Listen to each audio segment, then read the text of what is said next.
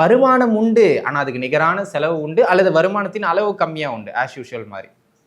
So அந்த மாதிரியான ஒரு அமைப்புகளில் பூர்வீகத்தில் இருக்கிறவங்களுக்கு வெளியிடங்களில் இருக்கிறவங்களை கம்பேர் பண்ணும்போது அளவு குறைவு வருமானத்தை பொறுத்த மட்டும் என்ன தசாபுக்தி நடந்தாலும் சரிங்களா. இது ஒரு அமைப்பு.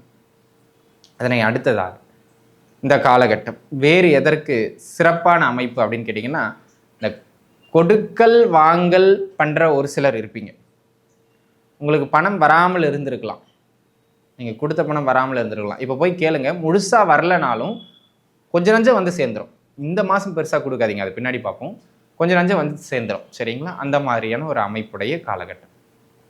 ஜாதக ரீதியாக 2-11 சம்மந்தப்பட்ட தசாபுக்தி நடக்குதுன்னா கொஞ்சம் வந்து சேர்றதுக்கான அமைப்பு, வர வேண்டிய பணங்கள் வந்து சேர்றதுக்கான அமைப்பு உண்டு சரிங்களா. ஓம் நம சிவாய. தென்னாடுடைய சிவனையே போற்றி, எந்நாட்டவர்க்கும் இறைவா போற்றி. எம் தொலைக்காட்சி நேயர்கள் அனைவருக்கும் ஜோதிடர் யோகி ஜெயப்பிரகாஷின் அன்பான வணக்கங்கள். அன்பு நேயர்களே, இந்த பதிவில் நம்ம என்ன பார்க்க இருக்கோம் அப்படின்னு கேட்டிங்கன்னா, ஆகஸ்ட் மாதத்திற்கான பலாபலன்கள். இது வந்து வெளிப்படையில் சொல்லணும் அப்படின்னு கேட்டிங்கன்னா, இது ஒரு பொது பலன், அவ்வளோதாங்க. இந்த மாத பலன், வருட பலன், பெயர்ச்சி பலன் எதுவாக இருந்தாலும் பொது பலன். அதுக்கு ஒரு பலம் ஒரு 5-10% அவ்வளோதான். நம்ம இதில் சொல்கிறத வச்சு இந்த மாதம் இப்படி ஓஹோன்னு வந்துடும் அப்படிலாம் இல்லை. இது ஒரு 10%க்கான பலன். உங்கள் சுய ஜாதக தசாபுக்திங்கிறது தான் வெரி இம்பார்ட்டன்ட் சரிங்களா. அந்த விதத்தில் நான் இதில் என்ன ஓஹோன்னு சொன்னாலும், என்ன தரமட்டத்தில் சொன்னாலும் அதை 10% ஒரு சின்ன கைடன்ஸுக்காக வச்சுக்கிறது மட்டும்தான் நல்லது சரிங்களா. ஜாதகம் இருக்கிறவங்க உங்கள் சுய ஜாதகத்தை பார்த்துக்கிடுங்க, நல்லதுங்க. இப்போ இந்த புரிதலோடு நம்ம பார்க்குறோம். இப்போது அதுக்கு முன்னுக்கு ஒரு சின்ன தகவல் என்னென்னா, இந்த 10% இன்னும் கொஞ்சம் கூடுதலான பர்சன்டேஜோடு சொல்லலாம். எப்படின்னா, நான் சொல்கிற ஒவ்வொரு பலனுக்கும் உங்கள் சுய ஜாதகத்தில் தசாபுக்தி இது ஓடுதான் அப்படி பாருங்கன்னு சொல்லுவேன். அந்த தசாபுக்தி ஓடுனா அந்த பலன் நீங்கள் 40% உறுதியாக நடக்கிறதுக்கான வாய்ப்பு மிக மிக அதிகம் சரிங்களா. இந்த புரிதலோட உங்கள் சுய ஜாதக தசாபுக்தி அமைப்புகளை பக்கத்தில் எடுத்து வச்சுக்கிட்டு இந்த பலன்களை பார்ப்பது நல்லது. அன்பு நண்பர்களே, இப்போது ஒவ்வொரு ராசிக்கும் குறிப்பாக உங்களுடைய ஜென்ம ராசிக்கு இந்த ஆகஸ்ட் மாத பலன்கள் எப்படி அமைகிறது அப்படிங்கிறத கொஞ்சம் விரிவாக பார்த்துடலாம் வாங்க. சிம்மராசி அன்பர்களே, சிம்மத்தை பொறுத்த மட்டிலும் இந்த மாதம் வந்து பார்த்தீங்கன்னா சொல்லிக் கொள்ளுகிற அளவுக்கு அப்படி ஒன்றும் சிறப்பான மாதம்னு சொல்கிற அளவில் இல்லைங்க. ஆல்ரெடி அட்டமத்து சனி அடிச்சுக்கிட்டு இருக்குங்க, ஜென்மத்தில் கேது இருக்கார், இதில் இந்த மாதம் அப்படி அப்படின்னா ஆமாம்.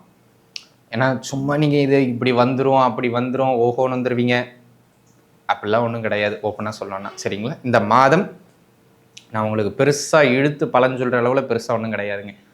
ஆனாலும் ஒரு சில விஷயங்களில் இந்த காலகட்டம் நன்மையை செய்யும். அந்த ஒரு சில விஷயங்களில் முதல்ல பார்த்துருவோம்.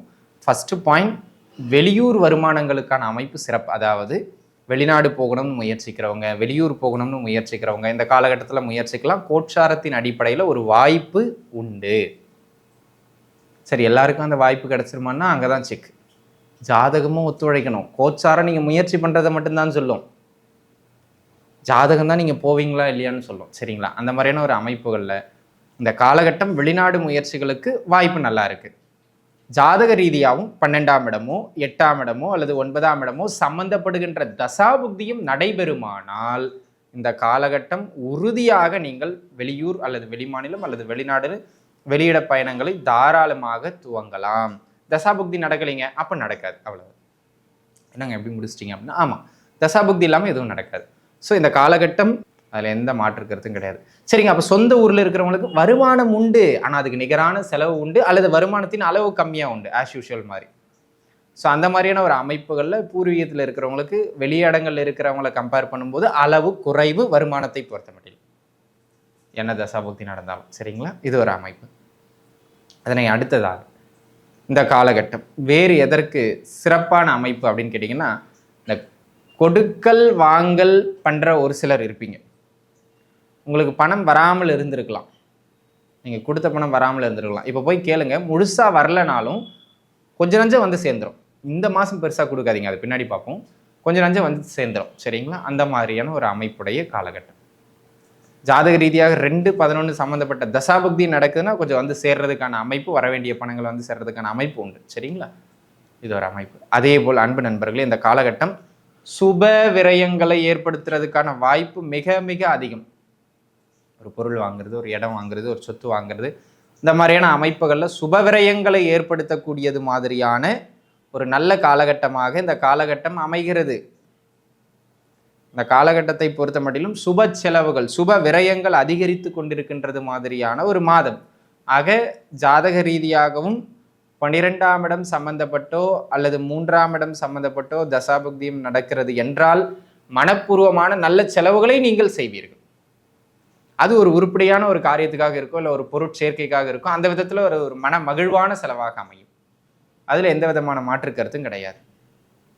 அதே போல் அன்பு நண்பர்களே, இந்த காலகட்டம் எங்கெல்லாம் கொஞ்சம் கவனமாக இருக்கணும் அப்படின்னா, அதே போல் இந்த ஆன்மீக நாட்டம் கொஞ்சம் அதிகரிக்கும் இந்த மாதம். ஆன்மீகத்தின்பால் அதிக ஈடுபாடு வர்றது, ஆன்மீகத்தை பற்றி பேசுறது, நிறைய புராண கதைகள் கேட்கறது, இந்த மாதிரியான ஆன்மீகம் சார்ந்த அமைப்புகளில் உங்களுடைய ஜாதகம் இந்த காலகட்டத்தில் நகரும்.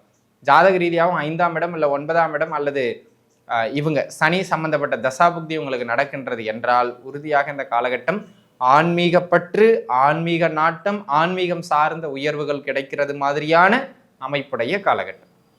இந்த ஆப்ரேஷன் பண்ணணும், மருத்துவம் பார்க்கணும், உயர் மருத்துவ சிகிச்சை எடுக்கணும்னு நினைக்கிறீங்க அப்படிங்கிறவங்களுக்கு இந்த காலகட்டம் மருத்துவம் பார்த்துக்கிறதுக்கு சிறப்பான காலகட்டம். 5ஆம் இடமோ அல்லது 9ஆம் இடமோ சம்மந்தப்பட்ட தசாபுக்தியும் நடக்குதுன்னா அந்த மருத்துவம் சிறப்பான அமைப்புகளில் உங்களுக்கு கேட்கவும் செய்யும் அப்படிங்கிறதுல எந்த மாற்றமும் கிடையாது அப்படிங்கிறத அன்பர்கள் புரிஞ்சுக்கிடணும். இது ஒரு அமைப்பு. இதனை அடுத்ததாக எங்கெல்லாம் கவனமாக இருக்கணுங்க இந்த காலகட்டம் இருக்கு பாருங்க. செலவு செலவு செலவு. அது சுப செலவாயினும் இருக்கலாம், அசுப செலவாயினும் இருக்கலாம். பொருளும் வாங்கலாம், மருத்துவ செலவும் செய்யலாம். அது உங்கள் ஜாதகத்தை பொறுத்தது. ஆனால் செலவு உறுதி. அதுலேயும் குறிப்பாக 12ஆம் இடமோ 6ஆம் இடமோ சம்பந்தப்படுகின்ற தசாபுக்திகளும் நடக்கின்றது என்றால் செலவுகள் எல்லையை மீறும். என்ன வருமானம் வந்தாலும் அது அப்படியே செலவாகும். சேமிப்புங்கிறது இந்த மாதம் சொல்லிக் கொள்ளுகிற அளவுக்கு பெரிய அளவில் இருக்காது அன்பர்களே. அப்போ நம்ம தான் இழுத்து பிடிச்சி சேமிக்கணும் அப்படிங்கிறத மனதில் உள்வாங்கி வச்சுக்கிட வேண்டியது மிக அவசியமான ஒன்று அப்படிங்கிறத புரிஞ்சுக்கிடுங்க. சரிங்களா? அந்த விதத்தில் செலவுகள் அதிகரிக்கக்கூடியது மாதிரியான ஒரு காலகட்டமாக இந்த காலகட்டம் அமைகிறது அப்படிங்கிறத நீங்கள் புரிஞ்சுக்கிடணும். சரிங்களா? 12ஆம் இடம்லாம் சம்மந்தப்பட்ட தசாபுக்தி நடக்குதுன்னு ரொம்ப அதிகமாக இருக்கும், பார்த்துருந்துக்கிடுங்க. இதனை அடுத்ததாக அடிக்கடி ஹெல்த்தில் தொந்தரவு வரும். ஏதாச்சும் ஒரு தொந்தரவு ஹெல்த் ரிலேட்டடாக மருத்துவ செலவுகளை ஏற்படுத்துவது மாதிரியான ஒரு காலகட்டமாக இந்த காலகட்டம் அமைகிறது. ஆக உடல்நிலையில் கொஞ்சம் கூடுதல் கவனம் செலுத்த வேண்டியது மிக அவசியமான ஒன்று அப்படிங்கிறத நம்ம புரிஞ்சுக்கிடணும். அந்த விதத்தில் இந்த காலகட்டம் கவனம் தேவை. அதே போல் ஒரு சிலருக்கு இந்த ஆப்ரேஷன், இப்போ உதாரணத்துக்கு பார்த்தீங்கன்னாங்க, நீங்கள் என்ன அமைப்புகளில் இருந்தாலும் ஆல்ரெடி எப்போவோ உடல்நிலையில் தொந்தரவு வந்திருக்கும். டாக்டர் அப்போ சொல்லியிருப்பார், கால் ஆப்ரேஷன் பண்ணி ஆகணும், இந்த ஆப்ரேஷன் பண்ணி ஆகணும், இந்த ஒரு 3 மாதத்துக்குள்ளே பண்ணி ஆகணும், இந்த 1 இயருக்குள்ளே பண்ணி ஆகணும் அப்படின்னு.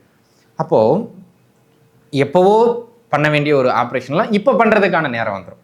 ஜாதக ரீதியாகவும் 8ஆம் இடம் 6ஆம் இடம் 12ஆம் இடம் சம்மந்தப்படுகின்ற தசாபுக்திகளும் நடக்குதுன்னா இப்போ அந்த ஆப்ரேஷன் பண்ணுறது மாதிரியான சில சூழ்நிலைகளுக்கு தள்ளப்படுவீர்கள். அப்போ அதில் கவனமாக இருக்க வேண்டியது ரொம்ப அவசியமானது. அதே போல் அன்பு நண்பர்களே, இந்த காலகட்டம் ஒரு சிலருக்கு வந்து பார்த்தீங்க அப்படின்னு சொன்னால் தேவையில்லாத டிப்ரெஷன், மன அழுத்தம், மன இறுக்கம் இதை ஏற்படுத்தும். யாருக்கிட்டையும் வெளியில் பேசிக்காமல் அப்படியே சைலண்ட் ரிசர்வ்ட் ஆகிடுவீங்க. அது ஒர்க் சம்மந்தப்பட்டிருக்கலாம், குடும்பம் சம்மந்தப்பட்டிருக்கலாம், ஃப்ரெண்ட்ஷிப் சம்மந்தப்பட்டிருக்கலாம், லவ் சம்மந்தப்பட்டிருக்கலாம், இல்லை உங்கள் தனிப்பட்ட ஏதேனும் ஒரு விஷயம் சம்மந்தப்பட்டிருக்கலாம். ஏதேனும் ஒரு சம்மந்தப்பட்டு இந்த காலகட்டத்தில் நீங்கள் கொஞ்சம் ரிசர்வ்டு ஆகிறதுக்கோ அல்லது அழுத்தம் அடைகிறதுக்கோ மிக மிக வாய்ப்புகள் அதிகம். பார்த்துருக்கணும். ஏன்னா இந்த காலகட்டம் ஏதாவது ஒன்று சார்ந்து தொந்தரவு பண்ணிக்கிட்டே இருக்கும். அதுவும் குறிப்பாக 8ஆம் இடம் சம்மந்தப்பட்ட தசாபுக்தி நடக்கிறது என்றால் உறுதியாக இந்த மன அழுத்தங்கள் பீக்கில் இருக்கும். அதில் மட்டும் கொஞ்சம் பார்த்து இருந்துக்கிறது நல்லது. மற்றபடி இந்த காலகட்டம் சொல்கிற அளவுக்கு பெருசாக சிறப்பு இல்லை அப்படின்லாம் சொல்ல முடியாது. எல்லாருமே நெகட்டிவாக சொல்லிட்டு அப்புறம் என்ன சொல்கிற அளவுக்கு சிறப்பாக இல்லை. அதே போல் அன்பு நண்பர்களே, இந்த காலகட்டம் சின்ன சின்னதாக கடன் தொந்தரவுகளை ஏற்படுத்துறதுக்கு, கடனை வாங்குறது மாதிரியான ஒரு சூழ்நிலையில் தள்ளுறதுக்கான வாய்ப்பு மிக மிக அதிகம். அதை கொஞ்சம் பார்த்து இருந்துக்கிறது மிக அவசியம். 6, 8, 12 சம்மந்தப்பட்ட தசாபுக்தி நடக்குதுன்னா உறுதியாக கடன் அமைப்புகளுக்குள்ளே தள்ளப்பட்டு விடுவீங்க. பார்த்து இருந்துக்கிடுங்க. சரிங்களா? ஆக அன்பு நண்பர்களே, சிம்மராசி நேயர்களுக்கு நான் பெருசாக சிறப்புன்னு சொல்கிற அமைப்புகளில் இல்லை. இருக்கிறத வச்சு அட்ஜஸ்ட் பண்ணி இந்த மாதம் ஓட்டிக்கிறது மிக மிக நல்லது. நன்றாக இருப்பீர்கள். வாழ்க வளமுடன். நன்றி.